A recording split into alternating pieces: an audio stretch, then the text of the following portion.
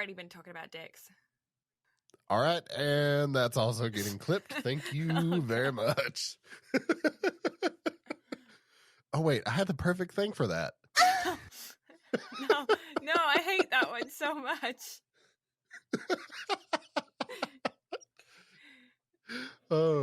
This is great. Yeah. Good job. Yeah.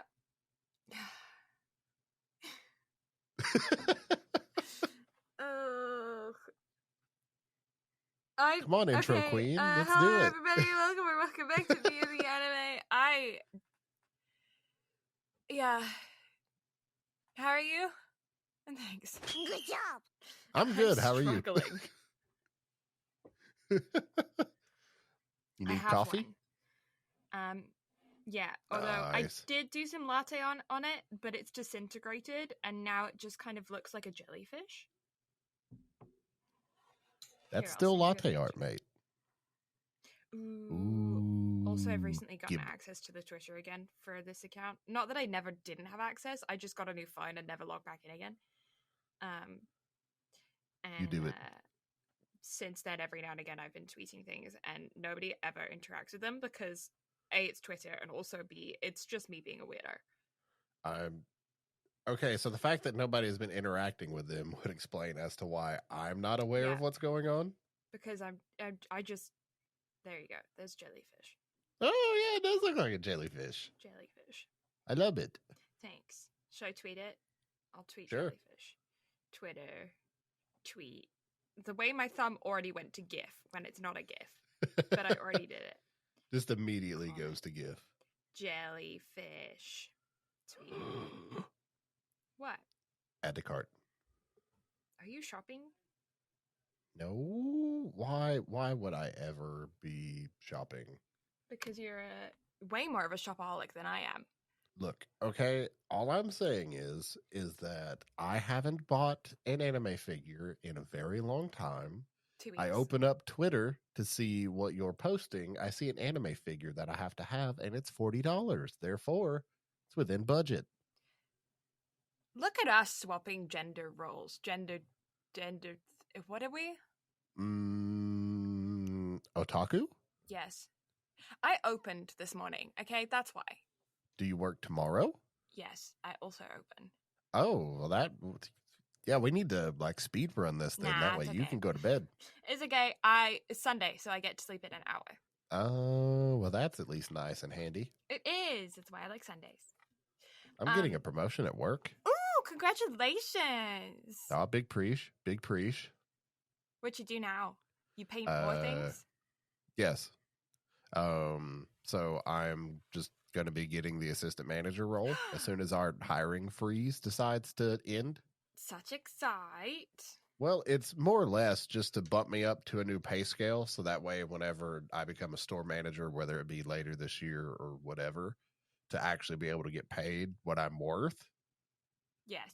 Because at present, because of where my salary is currently at, I cannot get paid what I'm worth. No. So sad. So they're like, hey, we'll give you a new job title and a raise. So therefore, whenever you take the next step, this is available to you. I'm like, oh, big preach. So ask for all of the money. Well, the last time I asked for all the money, I was told I was being ridiculous. Well, they don't know that you run a podcast. Actually, they do. It's on my resume. Oh. But it's on mine too. No way. Hey, look at that. Hey. I should claim this on my taxes. You should. You should also claim it on yours. Can we both claim a dependent? I mean, probably. It's a 3-year-old. It's basically our child. I think so. Hey, look at us trying to figure out taxes for next year. Aw, co-parenting. Yeah, look at us. Look at us. Yeah, I don't know if I've got my taxes in. Canada's on strike. Oh. So, I may or may not have figured out my taxes. Interesting. So I figured out my taxes and it cost me money. Aw, I'm a student, so I hope they give me money back. Typically students always get money back. We'll see. On the other hand, I don't get money back because I am an adult that does not have, my bad, any children. And our taxes are getting raised. So therefore, I'm broke. What's your like tax on like just like clothing and shit? Like when you go out and you buy shit, I don't like what taxes do you have? So sales tax on sales tax on non-food items is 9.75%. So I always just round up to 10%. That way I'm never paying more than, that. But then on food items, it is 8%. Oh, okay. And Tennessee does not have a state tax. Okay. So that's like, it's 15% on non-food items in Ontario, but we don't have food tax.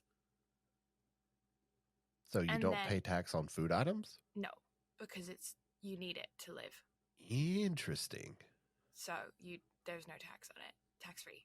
Also, like tampons and shit have recently become tax-free. Because yay, government.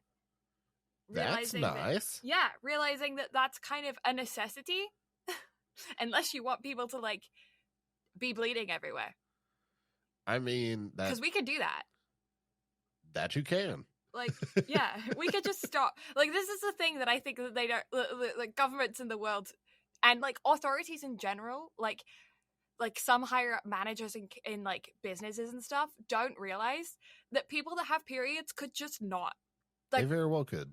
Yeah, like it's just like we could decide one day, or like in the prison system where it's like they're charging inmates money that they're not making because they're in prison to pay for pads and tampons, and it's like, okay, they could just stop, and then you'd have thousands of people in a confined space just not, and you have to clean that. That's your job. Have fun with that. Yeah, that would be I would quit.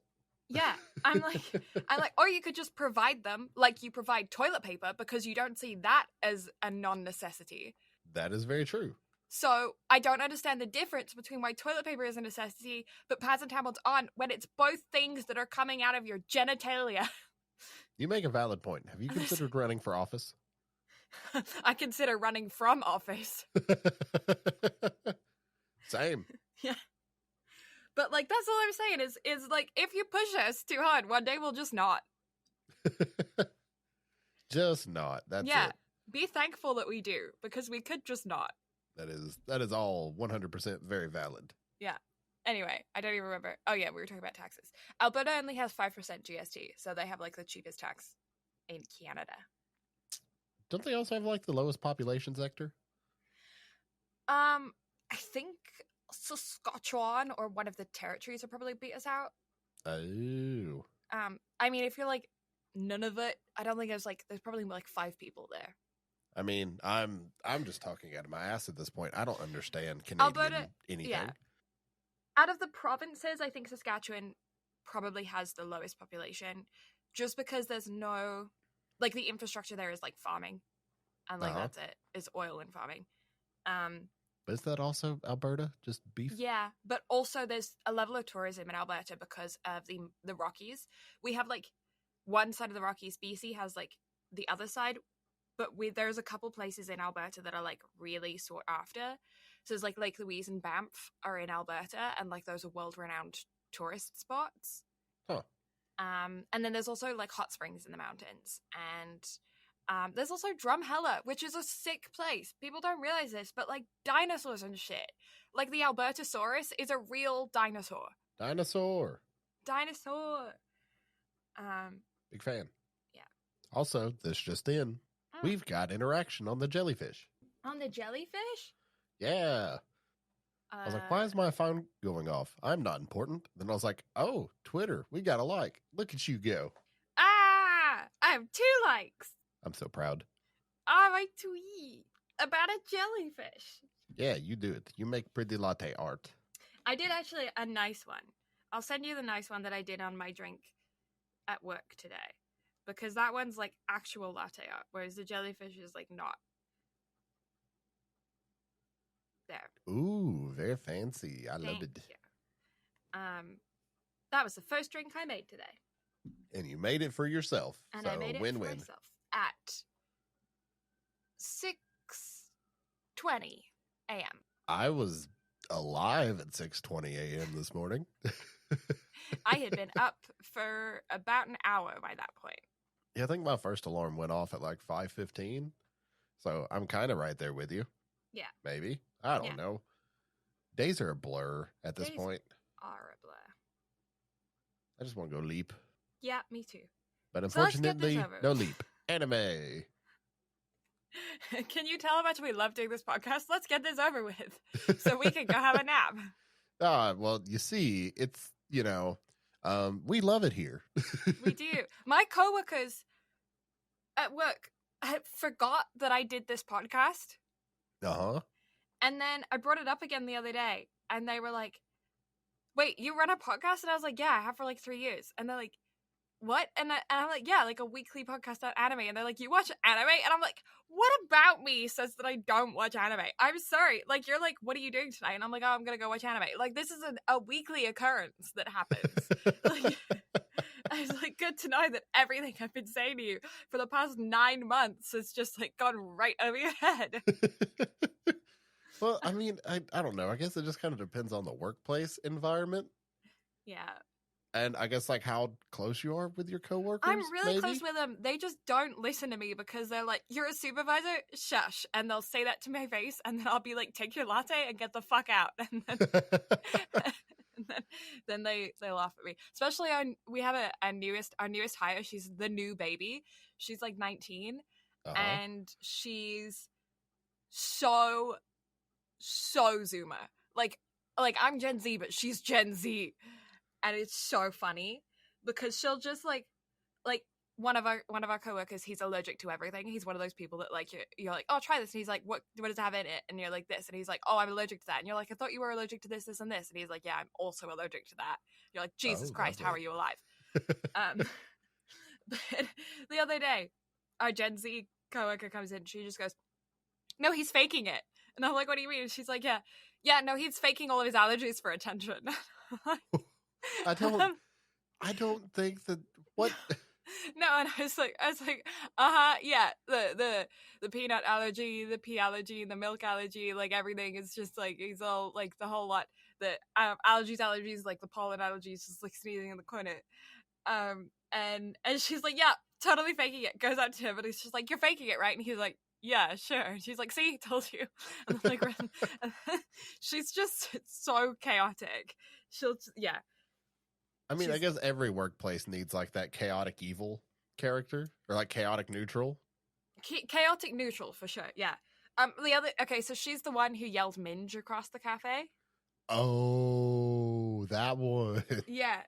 She's got an English boyfriend, and he's been teaching her slang. And I'm like, girlie, you can't yell that across the cafe, because although I'm the only one that knows what you're saying, one of our customers might know what you're saying. So.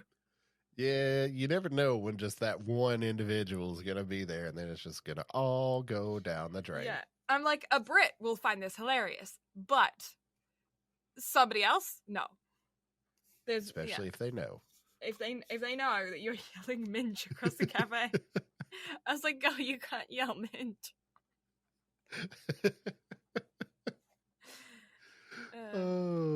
I do love a bit of chaos, though. As a chaos gremlin, whenever I see an opportunity, I will always thrive for that. Yeah, me too. Which is why I encourage her, even though I really shouldn't. Probably shouldn't, but you know what? It's fine. No. I don't get paid enough to discourage her. That is a valid point. And I tell myself that all the time whenever I'm dealing with shit. Just be like, I don't get paid enough for this. I'm going to just roll with it. Yep. Actually, I had a conversation with my old training supervisor, who is now like higher up in the company, the other day, where I was like, I don't get paid enough for that. And she was like, yeah, I was in that position with you too. Like when I was in your spot, I was like, yeah, I felt that way too. I was like, I'm glad you're on the same wavelength as me, because no, I'm not doing that. Have you seen the TikToks going around of like what it's like to be a millennial manager? Yeah. Like I see that and I'm like, yes. Yeah. Like that is me to a point. It's just like, look, like I'm gonna tell you this. Like I'm gonna pretend like I'm getting onto you, but it's fine. It's okay. Fine. Just go back to doing what you were doing. Yeah. No, I do that all the time. I really shouldn't, but I do that all the time. I mean, it just comes down to personal preference. Yeah, when they call me old, then I get mad at them because I'm like, I am a Gen Z, okay? I know I scraped the barrel on that, but I am technically, okay? So shush. I mean, you really are like you're Jack holding on to the door in that Titanic on that one. I'm in the water, fully submerged, but still going. I'll never let go. Like, yeah. Well, I'm sitting there on the door, living my best life. It's just like, have fun. yeah. Yeah, no, I'm the end of 97. That makes me a Gen Z on the vast majority of charts, but I am definitely a cusp. Yeah, because I think for most, it's like 97 is where it starts. Yeah. So 95, I'm good. You're solid. You're a solid millennial. My household is 4 generations in 2 generations. Because my brother... Oh, wow, that's right. Yeah. My brother's a 95, so he's a millennial. My mom is Gen X, and because she's 65, my dad's 62, so he's a boomer. Yeah, my dad's a boomer. That's funny. I love that. So, that is fun information. Yeah, so my mom was like, one day she was like, did you know we're 4 generations in 2 generations? And I was like, oh, no, I didn't, but cool. This is information. Right? Yeah. You can tell for sure, though, because my mom's like, I am done with this shit. And then she'll just go hide in a corner. And my dad's like, huffing and puffing about something. I'm like, Dad, chill. But my brother won't engage with my dad, but I will engage. I'll be like, Dad. And I'll keep pushing his buttons. And it's like, yeah. It's for sure. My mom and my brother, they just don't care. They're just like, fuck this shit. Like, no. See, I love that, though. That's great. Yeah. You know what else I love? Anime? Yes. And kissing people. Well, I am a classy individual who will not kiss and tell, nor will I have an entire, continuation of my story be made about it. Well, it's fine. It's the kiss that never ends. It goes on and on, my friend. That could make a banger TV series.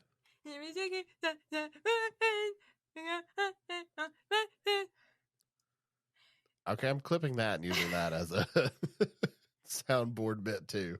Oh God. Big preach. Thank you very much. It's just been stuck in my head since I saw the words written down. And I don't even get the reference. No, it's like it's a song that never ends. This is a song that never ends. It goes on and on, my friend. And I don't remember the rest of it, which is hilarious and ironic. But it's a song that kids sing to piss off their parents in like a car when you're driving. Is that like a Canadian or a Brit thing? I think it's a Canadian thing. There was a British version of it though, where it was like, I know a song that'll get on your nose, get on your nose, get on your nose. I know a song that'll get on your nose, and this is how it goes. There's that one.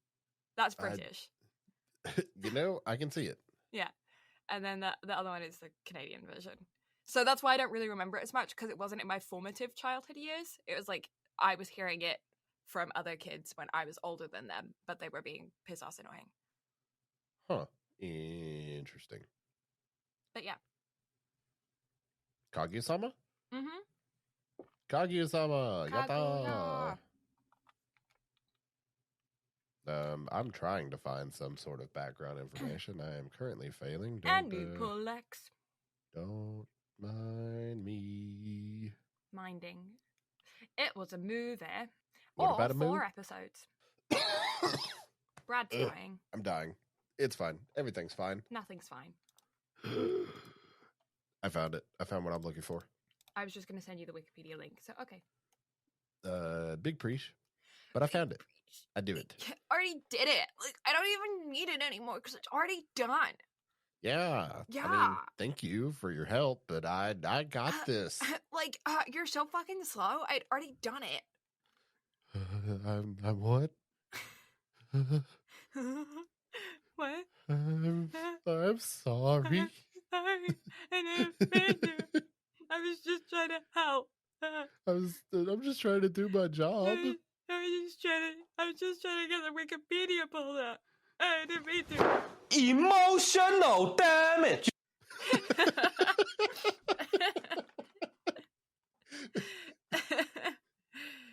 Oh. Okay. What was that? It's me making fun of you coughing. Oh, okay. I'm in a mood today. It certainly seems that way. Why are you still friends with me? So listen, just like the first kiss that never ends, this is a friendship that never ends. Good job.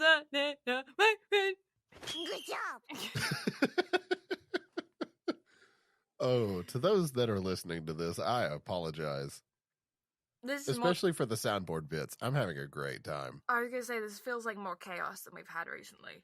I mean, every episode is chaos, but this feels like extra chaos. It is. It most certainly is. You just reset my brain. Is that all it takes? Just Anya to do the hard reset? Well, it's because my brain was trying to make it English, so it just put "buckle up" in my head, and I was like, "For what?" And then, yeah, okay. Oh, you know what? It's okay. It's fine. So, oh god, I couldn't even segue that properly. It's fine. Everything's fine. I know what I'm doing. I don't. So, Kaguya-Sama, The First Kiss That Never Ends, was directed by Shinichi Omada, was written by Yasuhiro Nakanishi. I can't read today. It's fine. Everything's fine. It was made by A1 Pictures because that has not changed the entire time the show's been out. And the film was released domestically in Japan on December 17th, 2022, with a runtime of 96 minutes. It was released internationally or as far as North America goes, on February 14th, which is when I had the spicy cough. So I was not able to see it in theaters, unfortunately. However, they got it on streaming services very, very quickly. Yeah, so it's split into 4 episodes on streaming services, specifically on Crunchy, with each episode being about 25 minutes apiece. It is rated a 4.91 out of 10 on My Anime Planet, on my anime list, and a 4.41 or an 8.82 out of 10 on Anime Planet, which makes it so that it scores higher on My Anime List than it does on Anime Planet, which is so rare. Anime Planet usually has higher scores like across the board. That is very true. Yeah, so that gives it an average score of 8.87 out of 10.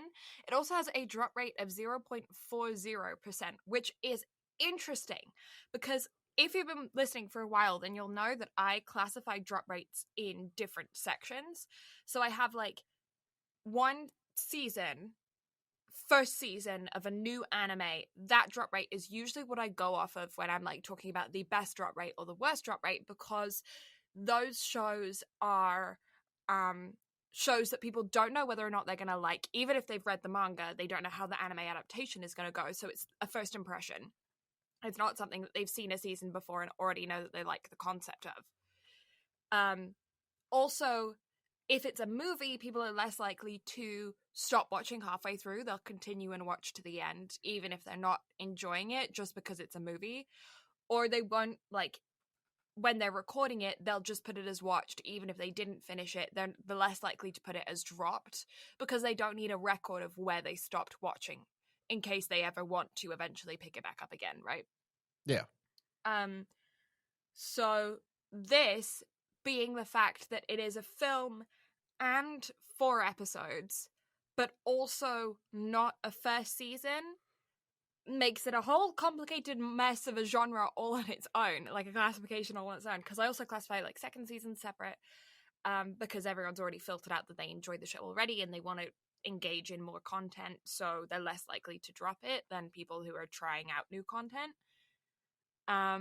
Yeah, so a 0.40, and I have no idea how to rank it or where to put it or where it's in its whole new world. Yeah, it's in its own thing.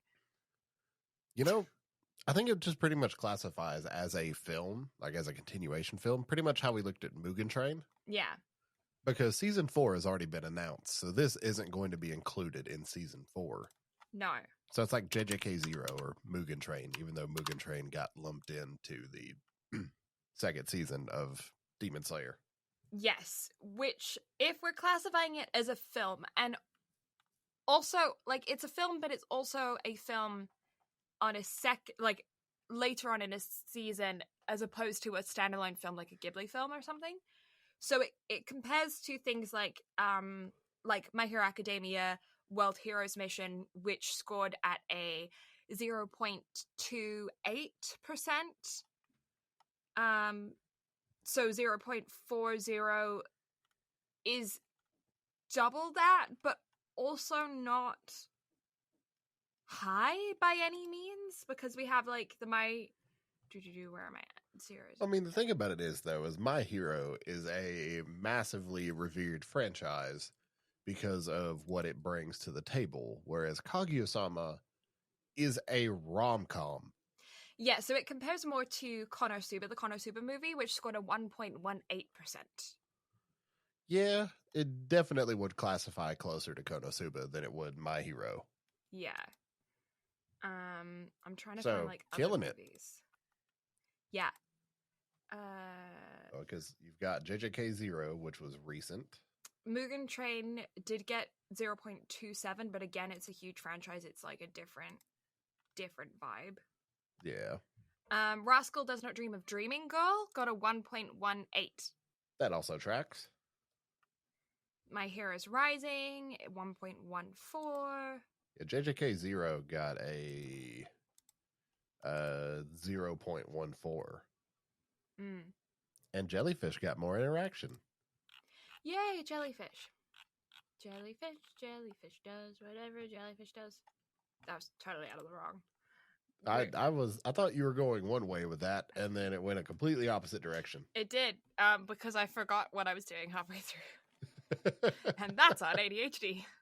Yep, that is ADHD to AT. And coffee. Coffee. Speaking of jellyfish, slurp. Big gulp. Did you get it? Did I get what? The gulp. I'm sure it picked up on the recording. I did not hear it. However, I will be sure to clip that and send you just that sound bite. Oh, God, no. No. It's okay. I won't use that one on a soundboard, but I will send it to you. Oh, God, no.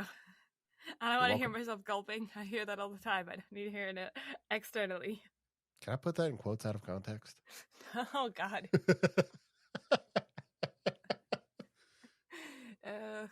Wow. This is great. This is a fun time.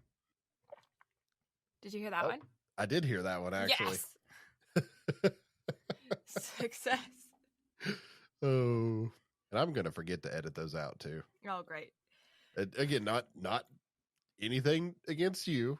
Just I'm going to forget. Yeah, fair enough. Because I have a tendency to wait till the very last second before I edit these, and then I just speed edit them and get rid of all of the, dead noise. And that's on ADHD. Yeah. We need someone who doesn't have ADHD to help us with this podcast. Either that, or we need to get back to like how we initially started and stay a week ahead. Yeah, we need to do that too. But also Virgos. I'm sorry, what? If we get a Virgo, like the zodiac sign, Virgos are stereotypically like very organized and put together and like will get their shit done. I don't know how true that actually is. I don't know how much I believe in that. But it's a thing to be like, grab yourself a Virgo if you need to get shit done. I know nothing about the astrology. Astronauts. Yes, I know nothing about astronauts. So I cannot speak for any of that. But if there's one thing he does know about, ladies, it's ass.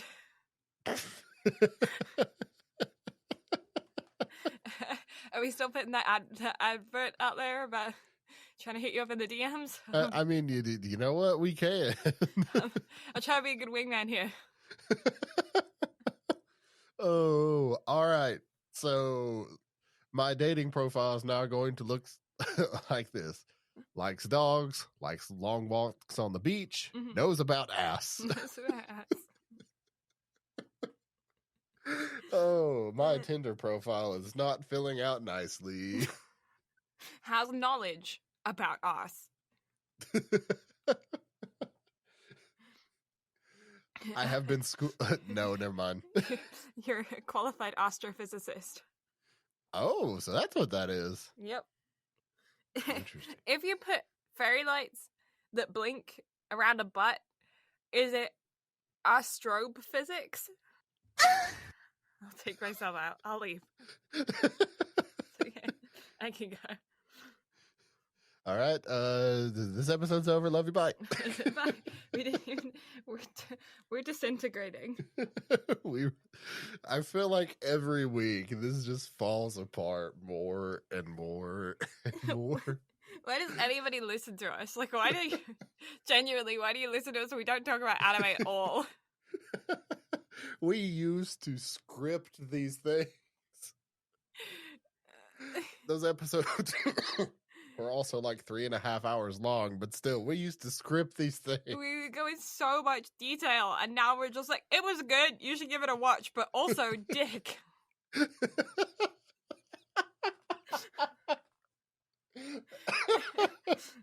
Oh.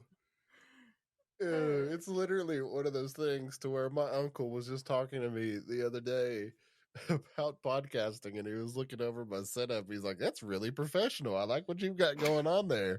In my brain, I'm just like, cool. We just talk about dicks. If only you knew. We look cool. In reality, though, it's just dicks. It's just dicks. Because we're children, I swear. I am a child in an adult body that has adult money. It's a problem. Me too. So Kaguya-Sama, Kaguya and Shirogane Miyuki, they just now no spoiler chickens? Well, that was at the end of the last shit. Yeah, but no spoiler chickens? Fine. In retrospective spoiler chicken. So, general overview, just as like overall catch up. This is a direct continuation of season 3. Yeah. Like literally in storyline, it's the day after the And the school night festival. Yeah. The night of, the day after, the whole 9 yards. So yeah, it is. And it's also 5 days before Christmas. So it's one of those things to where if you are not 100% caught up on Kaguya-Sama, please click away. Go, I already spoiled the ending for you. Sorry. I'll cut it out. It's fine. Will Maybe. you? Hey Siri, set a note to cut out like 3 or fuck. 34 minutes in. The note just says cut out like 3 or just the fuck.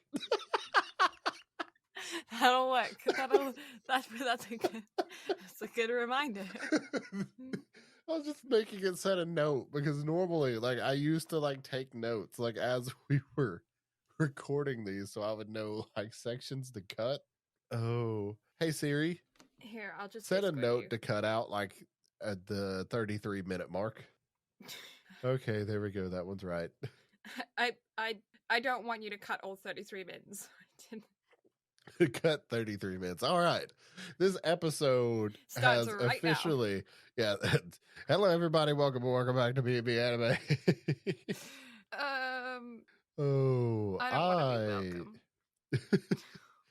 But you're always welcome. I'm not Malcolm. I'm Blue. What was that noise? I have the grainy noise in the very back. Yeah, like it sounded like you were taking like a really big slurp out of a metal water bottle. No, that's just my neighbor using the shower. Oh. The pipes run through my wall. Oh, okay. I mean, I guess it's better to hear a shower than hear fucking, I suppose. It's the same neighbor. Oh, it's the same neighbor. Okay. Well, that's inconvenient then. I don't know what happened though. I think they split though, because it's been a while. Oh. Not to expose all of his drama. Oh, well, hey, at least you're getting peace and quiet. Yeah, rip. I mean, somebody's heartstrings might have got ripped. I was going to say, unsuccessful. That bad, huh?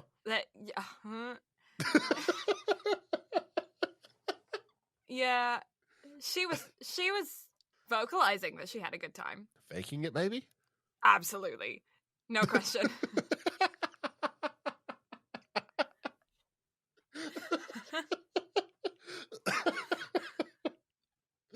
Oh my god.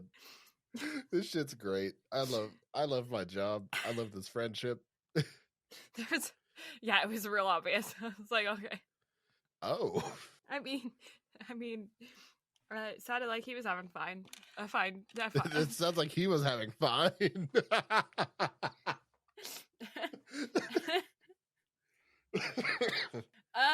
I'm dying. I'm so pleased. This is great.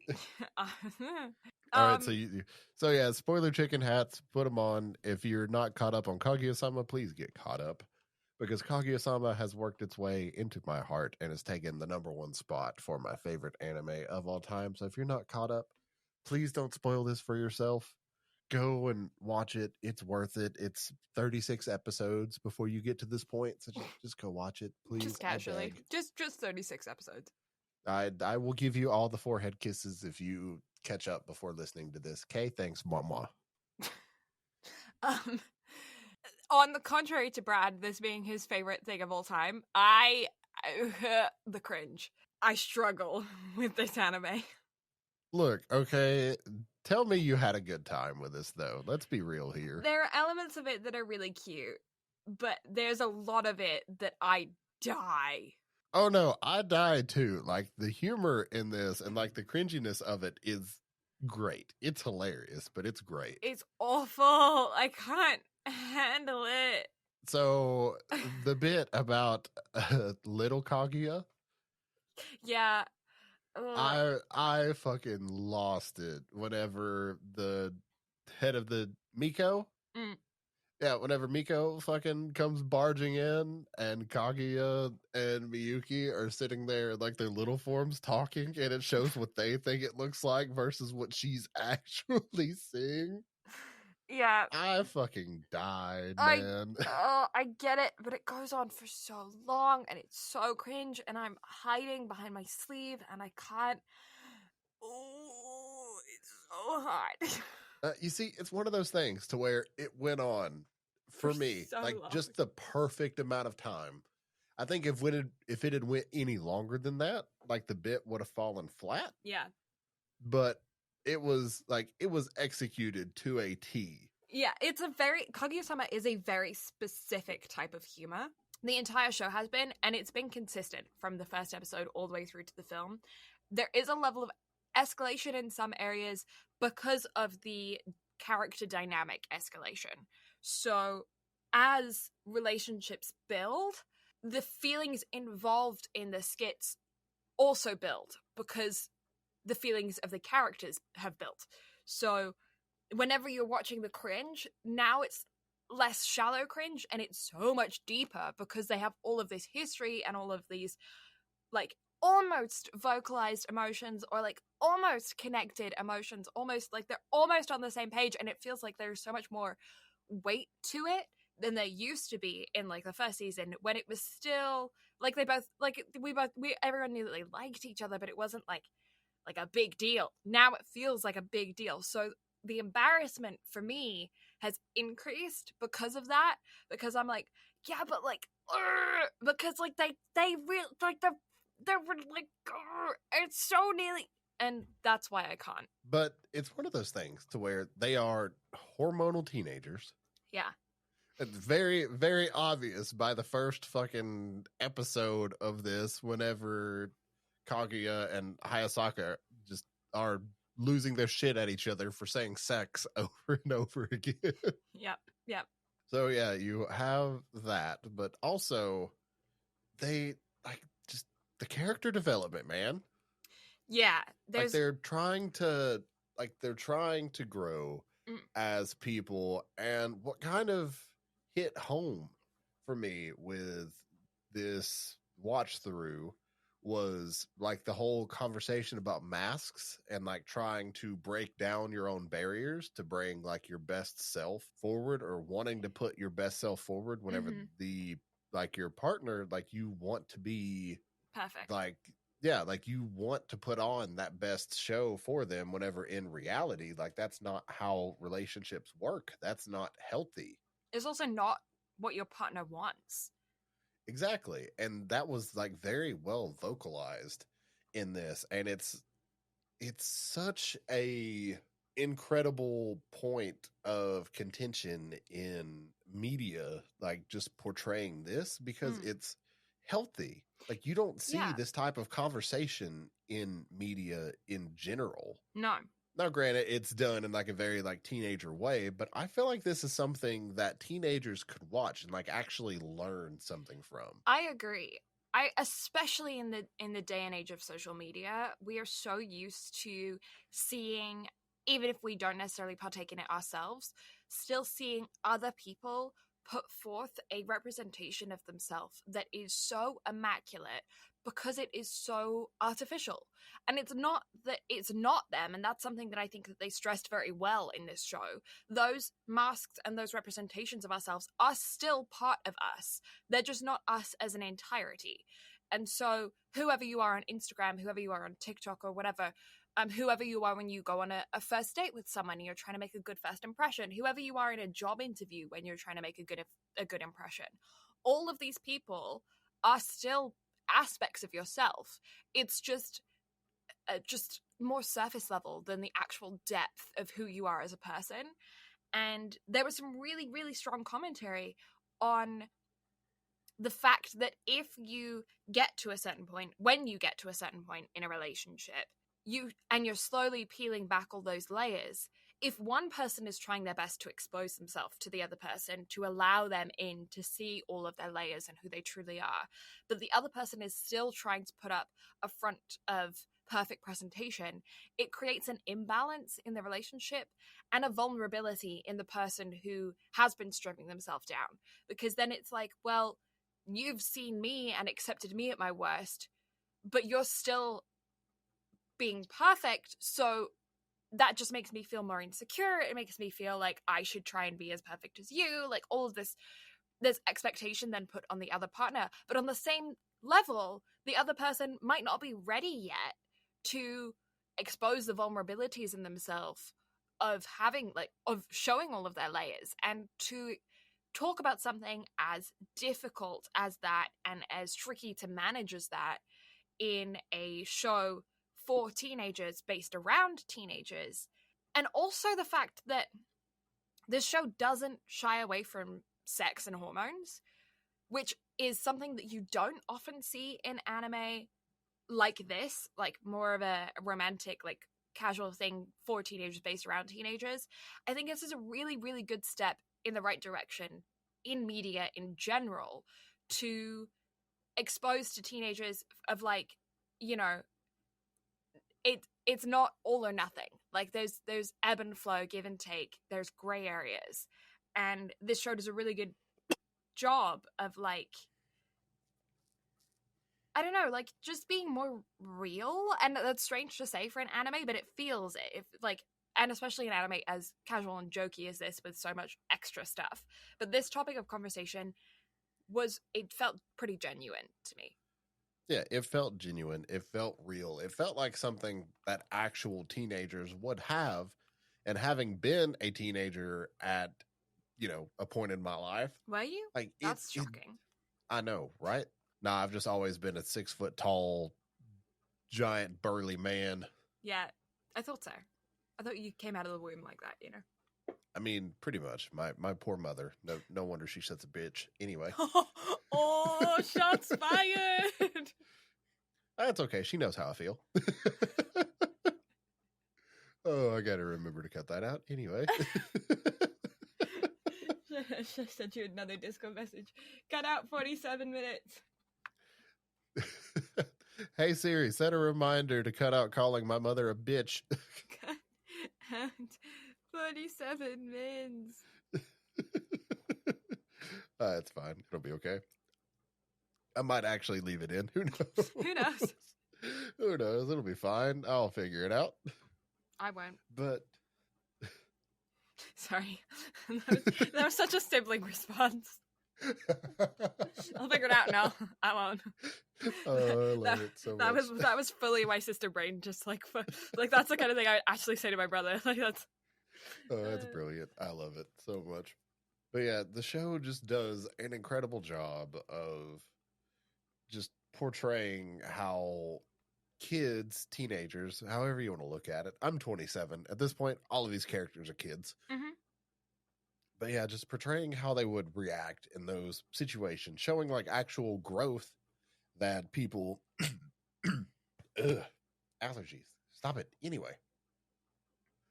Like the growth that they would experience in those situations, and overall just really portraying I don't know. I feel like I'm rambling. It's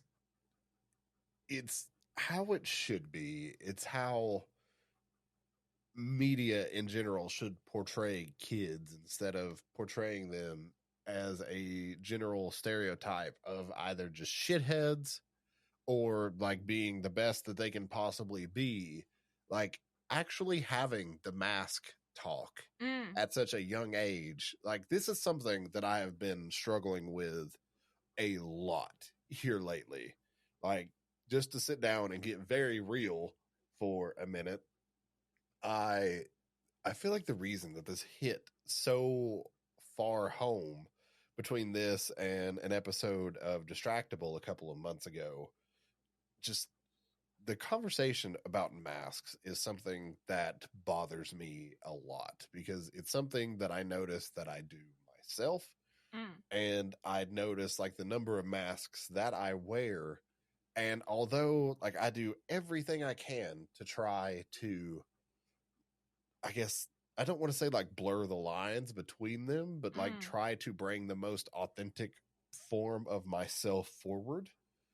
But with that being said, I also deal with a very rough combination of that and imposter syndrome. Yeah. To the point to where I also feel like I don't know like who I actually am on a regular basis as well. So it's just one of those things that I've been struggling with a lot here lately. And so to see that brought forth on the screen and like see it dealt with in a, like, at least how I would perceive it, like a healthy manner, like that is very good to see. And it's very, I guess I'm trying to think of, because it's like heartwarming was the first thing that came to my mind, but that's not the word that I'm looking for. I guess encouraging. Because if teenagers and anybody in general watching this, like if you're going through this, like this is something that can be learned from. Yeah. But yeah, that's just kind of my like where I've been at and like what this kind of like brought to the forefront of me, and it's something that I need to work on. Yeah. So yeah, this has been my soapbox. So you go on. Well, no, it's and especially because like, well, both of us are part of the neurodivergent community, and that's a huge topic of conversation in that as well. Is that, you know, you do find yourself like hiding things about yourself in that sense, so that people don't think you're weird, or because you got told that you were weird a lot growing up, or you're too much and you need to like chill, or you're like you need to like make eye contact all the time, or like other things, you know, like there's so many, and that's not just for people in the neurodivergent community, it goes across for people across the board as well. Like there's a level of societal standard that is held that doesn't apply universally, and nobody, I think, fits into it perfectly. I don't think there's a single soul on this earth that slots perfectly into what society wants of them. So this conversation of masking is something that also then means that universally applies. I don't think masks are a bad thing. I think that they are first of all, a way for you to showcase your assets. You know, they like putting on a positive mask when you're, for instance, in a job interview is like, interviewers in a job interview understand that you're selling yourself. There's a level of like, it's an open secret, you know. They know what you're there to do. They know that you're putting your best foot forward. They know that you're not always going to be, like, in actuality, be the person that you're saying you are 100% of the time. Or at least they should do. If they're a good interviewer, they should know that. Because it's not possible for a human to maintain that all the way through. But it does allow them to see your potential. And it does allow them to see what you could be doing more consistently if you have good support. Same thing goes for, you know, relationships. When you're on a first date or something and you're putting your best foot forward and you've, you know, spent like 3 hours getting ready and prepping everything that you're going to say in your mind, and, you know, you've like rehearsed whatever, I don't know, you know, you've done everything that you possibly can to make this date perfect. Realistically, the person on the other end of your date will have already done the same thing, and then therefore you're going into it understanding that neither of you are that person 100% of the time. And if they have expectations of you to be that person 100% of the time, they're the wrong person for you.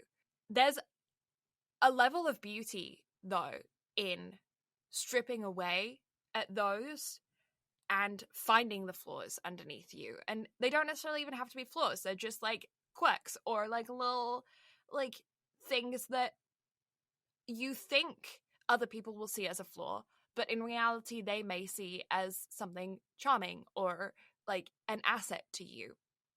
For instance, you could consider yourself way too like anal about organization, but then you start dating someone who is a messy person naturally, and so you initially hit it from them being like, oh, you know, I'm just going to leave it that way. I don't care that all of my jars don't have the labels facing the same way, because they're coming around and they're going to think that I'm weird if they see that.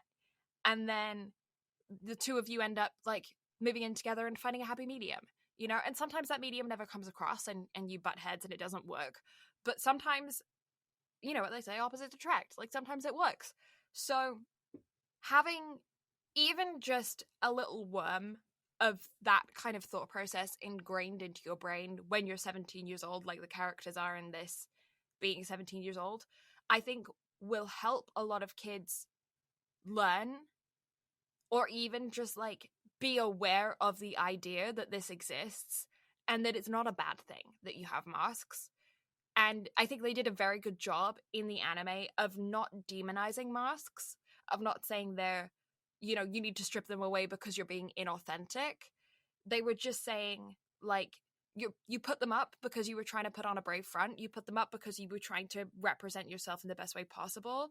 And I understand that and I love that, but you're going to tire yourself out. You're going to get burnt out. So that's why I'm here, so that you can take that mask off, relax with me, and then when you're ready to put it back on again, I'm right next to you and standing by you, because they're not a bad thing.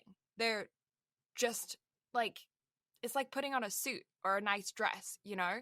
Like, you don't wear them every day, but when you do wear them, like, it gives you a level of, like, armor, I guess, of, like, people see you in a different light than they would normally, but then you come home and you put your sweats on, and that's fine too, you know? It doesn't really matter. Yeah, it's one of those things to where, like, you having done everything that you've done in the past, and I know for myself, I can speak to this, but whenever you put on clothes that look incredibly nice and fit you like to a T, the level of confidence that it can give you with that is unlike anything else that I think you can get. But at the same time, like, that level of confidence also comes at a very draining cost, which is why, like you said, like coming home and sitting in sweats, like you kind of need both sides to achieve balance. And again, like making that balance known and like making it show like, hey, this is okay. Like weakness is okay. Like that's more or less like what we need, because as a society, especially on the male side, we are like, it is beaten into us like weakness is bad. You can't show weakness. And having that positive reinforcement of, hey, like, it's okay to have bad days, like, it's okay to be down, like, that is okay. Mm-hmm. That's just something that needs to happen more. Yeah. Yeah, and it's okay to also be choosy about the person that you want to take your mask off around. You know, you don't have to choose the people that people think that you should take your mask off around. You know, if it's not your parents, or if it's not a sibling, or if it's not your romantic interest, or whoever, that's okay too. Like, you don't have to take your mask off around people who have an expectation that you should take your mask off around them. And yeah, I don't know, like, it's all about doing what's best for you and what feels the most comfortable for you, and finding balance. When you said find balance, yeah, find balance. This show has a lot, and I think this has been quite consistent with the show even through the first and second season. There's some really deep themes kind of buried underneath the jokes, comedy, and cringe throughout this show. And I feel like every time we do a recording on this show, we end up talking more about the like underbelly of the show almost than the actual jokes and comedy, because like throughout the show consistently it's always talking about you know, self-esteem and physical representation and pushing yourself too hard, and being isolated from people because of their opinions of you even though they've never even spoken to you. Like, all of these aspects of life and all of these different ways that people have grown up have been showcased throughout this show and have been spoken about so casually that they almost slip right by. And it's so clever because it means that then you're watching it and you're thinking about these things, but you're not even really aware that you're thinking about them, and you're learning about them, and you're seeing a different perspective. You're seeing how they progress through them and grow and challenge themselves, and sometimes they don't even succeed, but that's okay too.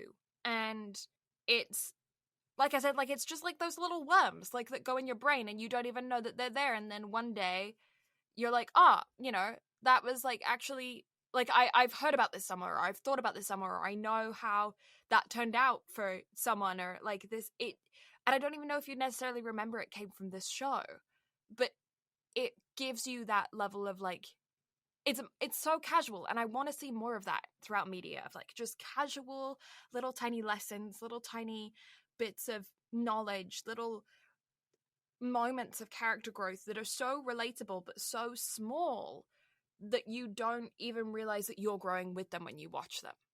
Yeah, it's one of those things to where I believe I've talked about it in pretty much every episode that we've done on this, but the show is beyond brilliant in the way that it sets things up, the way that it builds the story, builds the world around it, and the way that it builds its characters and continues to give them growth, and the way that it's able to hide all of that under a shell of comedy and cringe and pure shenanigans. And yet once you start to peel back the layer, like, bit by bit, you just get a cohesive picture of just everything that the show has to offer, and it has something for everyone. Everyone has something they can gain from watching this, of all age groups. It doesn't matter. And as the show continues, it continues to build on those premises, and it's not something that you see very often. Kaguya-Sama is one of those kind of once in a generation anime that I don't believe gets the recognition that it deserves. And I feel like it's starting to more and more as it goes along. I mean, the amount of theaters that was showing this on Valentine's Day is kind of a telling of that. Mm-hmm. So I hope that the show continues to grow during its last couple of seasons and it reaches just an audience far larger, which is why I will, till the end of my days, as long as we are doing this podcast, continue to shout it from the rooftops about how good the show is, and why I felt like it was kind of a groundbreaking thing to come to the realizations after watching this film that Kaguya-Sama deserves my number one spot after being adamant for almost a decade that Your Lie in April deserves that number one spot. It's because the overall level of understanding that I've come to have from the show and continue to get as I both read more into the manga and see the way that it's handled from a visual perspective in the anime as well. Like I cannot dote on the show enough, just everything that it brings forward. Yeah. I also did spot a little Easter egg in the show. Do you want to know? Uh-huh. So in the last scene, like the last couple scenes of the final episode, when they're going through their like date montage, there's a moment where they're standing in front of a sign that says love. Don't think I didn't notice that those letters were rainbow. Okay, I'm sorry. A sign, a public large sign that says love with the heart being with the O being a heart, and all of the other letters are rainbow. That's for us queer folk. Like, I know it when I see it. Like, that's for me. Yeah, exactly. I was like, oh boy, because you don't get that in anime, or if you get it, it's like in like a BLGL, you know. You don't get it like casually. And that's why I love this show, is that the themes that they have are so casual. I hate the cringe. Not for me. Not my humor. I die every single time. I hate watching it. It's awful. I skipped like so much of the first 2 episodes because I couldn't. Like, gonna die. But the hidden themes throughout this show are genius. I cannot agree more. The show is absolutely brilliant, and I love every bit of it. Yeah. Because Brad likes to torture himself, and thus torture me. It's more or less torturing you. I have a great time watching these. Although it reminds me how much I suck at relationships, but you know what? It's fine. You don't suck at friendship relationships. I have never witnessed you in a romantic relationship, so That's I fine. don't creep on you that hard. I mean, you've seen the progress of my relationships throughout this past half a decade that we've been friends. Fuck, we've been friends a long time. It's been a very long time. We're old. We were old. Babies. I mean, we were below the threshold of like fully developed brain, but baby, yeah. I wouldn't go that far. We didn't have fully brained prefrontal cortex. That's too big of a word for me to understand. I'm gonna need you to dumb it down a little bit for me. Yeah, let's try a prefrontal cortex. It's smaller words, please. The bit in our brain when we're under 25 and it's not full. Oh. Good job. Prefrontal cortex. I think. I think. I don't know enough. I'm talking out of my ass. It's quite a skill that I have. I am very proud of you and your skill set that you have. Thanks. So shall we talk about the progression of the episode, since we seem to have a common theme of the past few episodes, just not talking about what actually happens in the anime? Cringe happened, then more cringe, then a little bit of romance, then some more cringe, and then romance. All right, I like your breakdown. I guess we can end the episode there.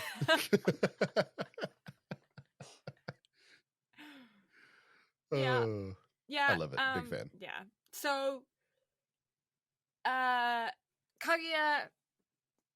and Miyuki Shirogane, they start talking with individual people about what happened at the school fair thing, whatever it was, and everyone's like, "You fucked up. You didn't do what you were supposed to do," and then they get embarrassed and scared.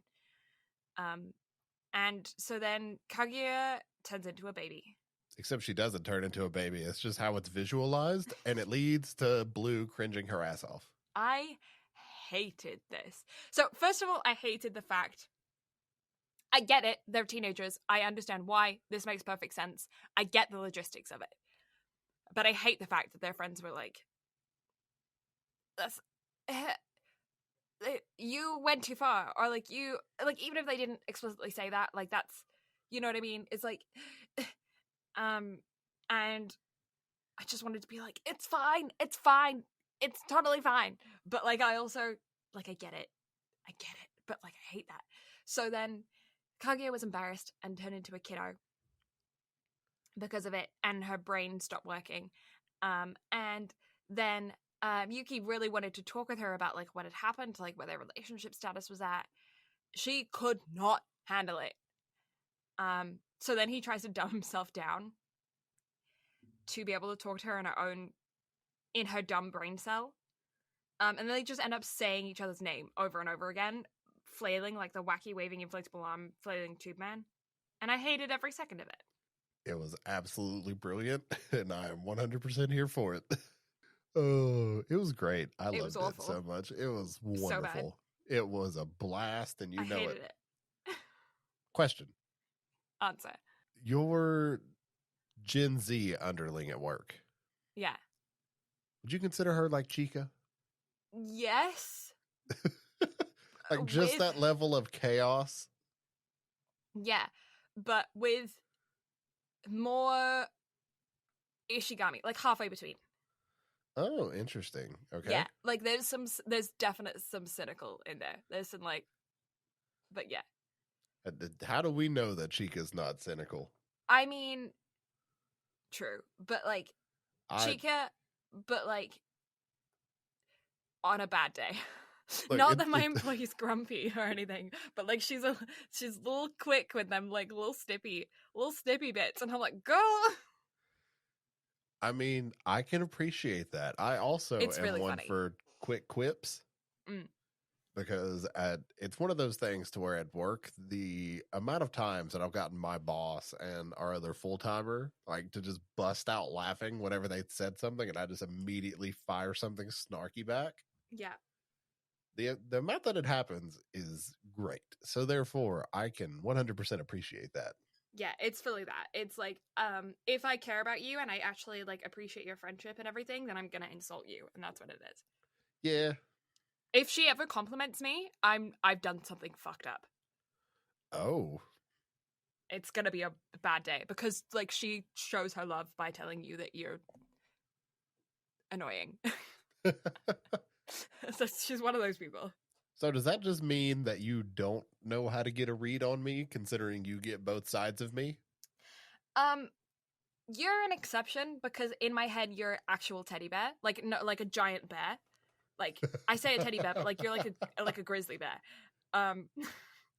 So I get like the squishy cuddly vibes, but I also get like you're an actual bear. So you just gotta interpret it for whatever it is. Yeah, is like has this bear eaten food? Okay. How long ago did this bear hibernate? Okay. Is it cold? Okay. Is it too hot? Okay. Like, is there a fly bugging it? Like, these are how I navigate my friendship with Brad. He's an actual bear. You can also 100% tell what kind of mood I'm in because you'll either get stupid shit or you'll get me sending you a bubble figure. Yeah, and hate you for that. I was so pleased. The moment I saw that, I screenshot it and sent it to you, like without even a second thought. I was so disappointed in you. I was like, oh, I love you too. I was like, wow, this is my friendship. The thing that I hate the most, who's gonna send me a screenshot of merchandise for it. Wow. The thought crossed my mind to not do that. Purchase it and mail it to you. I know you were thinking that, and that's why I only sent you a GIF of disappointment. Because if you would have actually sent it to me, it wouldn't have just been penis confetti in your package going back, okay? Oh, I'm sorry. What would have been in the package? Actual dicks. I mean, never mind. I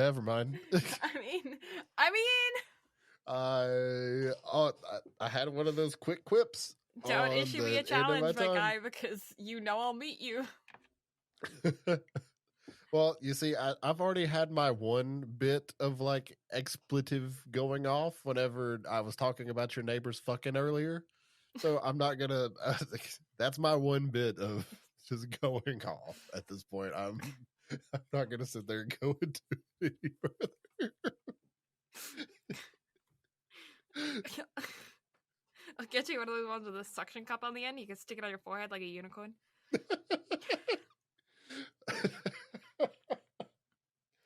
God, the customs agent that opened the original package would be the one to open that too.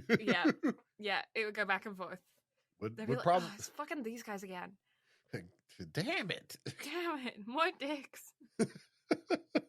Too many dicks. Too many." That's become the tagline of the podcast. Should I update the logo to just the bottom bit Honestly. instead of it having the ats for our socials? Just too many dicks. Yeah, BnB Anime. Too many dicks. Oh. For most others, I think it would be about jiggle physics. For us, no. Well, I mean, Keijo was enjoyable. Let's sit here and be honest for a Keijo second. is a masterpiece. It is glorious, and I still suggest it to people to this day, mainly because I'm an asshole. No, I do too, as well. Usually on my first meeting with them, when they say, "Oh, you're into anime, what do you recommend?" It's always the first one to come out of my mouth, and I'm like, people are gonna think I'm real weird, but like honestly, it's really good. I mean, it is great. Like, it's a lot better than people give it credit for, that's for sure. For sure. I mean, that's the reason why I recommended it to your friend. And Tree still hasn't watched it. How rude. Tree, I'm gonna uproot you. I mean, so we've made it a running joke now in one of the Discords that we're in to keep changing Tree's name to shit. Mm. So at present, he is a acorn father. Okay. Or no, it was acorn spreader, my bad. Okay. And then Papa Acorn was also another one. Mm-hmm. So yeah, it's just little shit like that. You could go for a corny oak. Like a corny joke. Good job. Thanks. I'll leave now. As you should. Yeah, I'll pack my trunk. You should really branch out on these puns. I need to, honestly. Yeah.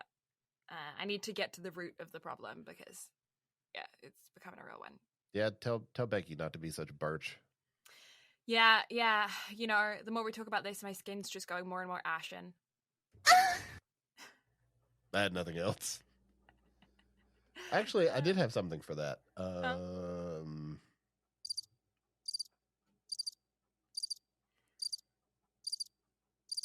Yeah.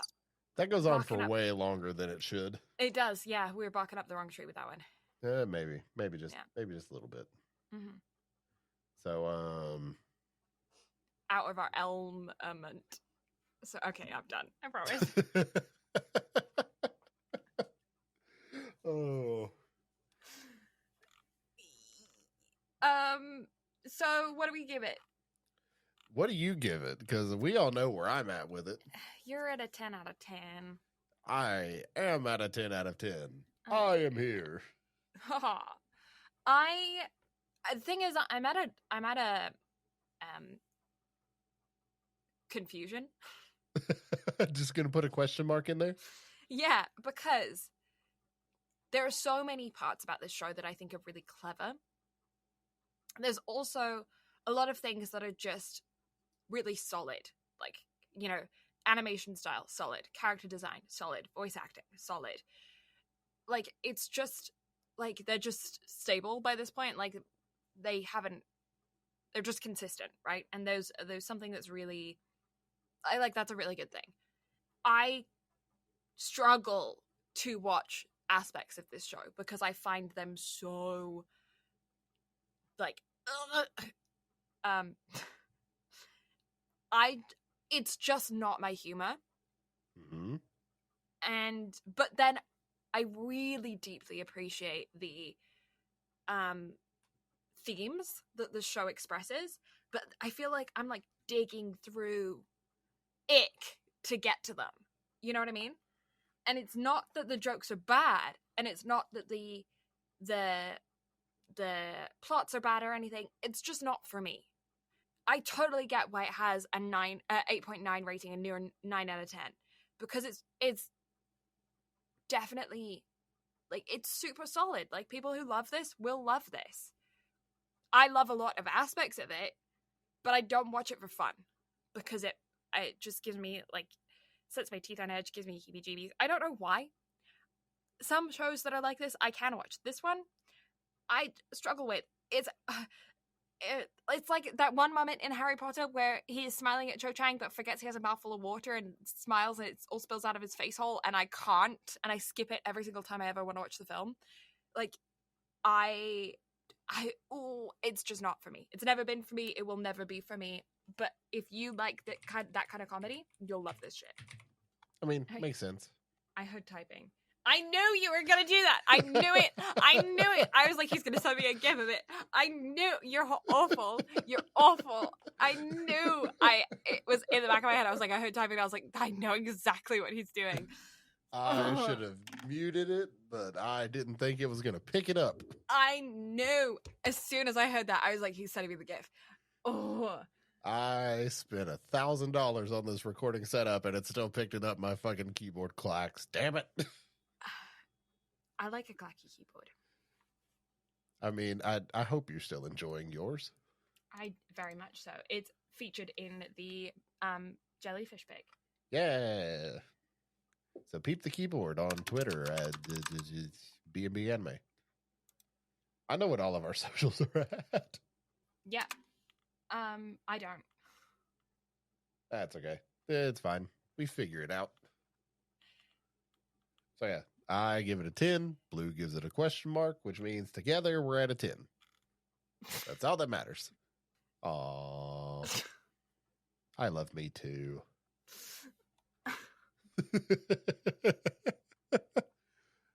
I'm losing my marbles. Hey, so after this recording, you want to watch the vlog from the Knoxville trip? Yes. Because it's only like 9 minutes, so we got time for that before bed, right? Yeah. All right, so let's wrap this bitch up. Bye. Next week. Could you imagine if we just didn't do the outro and just said, let's wrap this bitch up. Bye. And then we did not do plugs or anything last week. We literally just wrapped that bitch up real quick. It was just a short bit about doing Kaguya. I was like, all right, love you, bye. So next week, as I was telling Blue before we sat down for this recording, we're doing a little bit of something different next week. We are doing the first episode of an anime because Doga Kobo have presented to us a very unique anime presentation.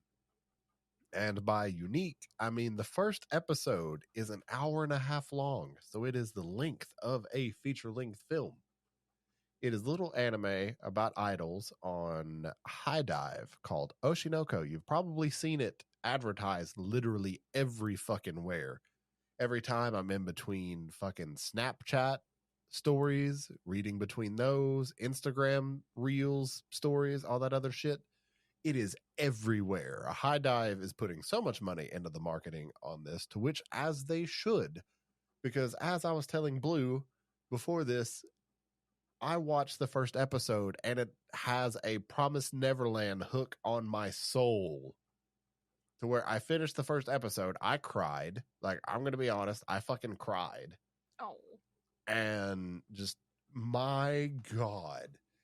I will say, though, if you are going to watch it, we'll get into why next week. If you are going to watch it, the first bit, little uncomfy. Like, I was very uncomfy with it for a little bit, not going to lie. And I am the king of cringe, the king of putting up with shit for the bit. I cringed a little bit. However, this show is hands down quickly becoming it's certainly my anime of the season for now, and if it continues on the path that it's going, could very well be my anime of the year for the current season of stuff. However, it gives you a very, very healthy dose of Emotional damage. So you have that to look forward to. I put that on the soundboard specifically for this. So, so it will be a very interesting time, and I most certainly look forward to hearing your thoughts on it. And we want to hear your thoughts on Kaguya-Sama, whether you've seen the film, what you think about the whole mask debate. Just have a conversation with us at the socials at BnB Anime on literally everything. YouTube videos will be returning soon. I've caught up to the end of the year episodes, which I'm currently trying to work on a video format that I think will suit those, because I made special thumbnails for them, and therefore I want the videos to actually be, reflect that as well. So I'm trying to make some fancy edits and do that shit. So those will resume soon. And once those are done, we will be back to regularly scheduled programming, because then I can crank out the episodes like it's nobody's business. Yeah. And then, you can find Blue at Blues Lavenders. Lavender spelled with an A. I don't know how many times I have to sit here and have this conversation, but I'm going to do it anyway. And I actually remembered your proper handles this time. So that's a thing. Such success. I don't remember yours because I'm sorry, I'm a bad friend. That's fine. Instagram is Brad Guerin VO. And then you can find me on Twitch at Brad Carter Gaming. Although I am pretty much retired from streaming, it seems like the RP server is about to kick off some court cases, and as the head judge or head bitch in charge of the Department of Justice, depending on how you want to look at it, I will be streaming the court cases, because I am very intrigued to see how this goes. And also, I think it would be fun to break retirement just for some RP bullshit. Sounds like fun to me. Yeah. So with that being said, thank you all so much for listening. We greatly appreciate it. We will catch you all next week. Love you. Bye. Bye.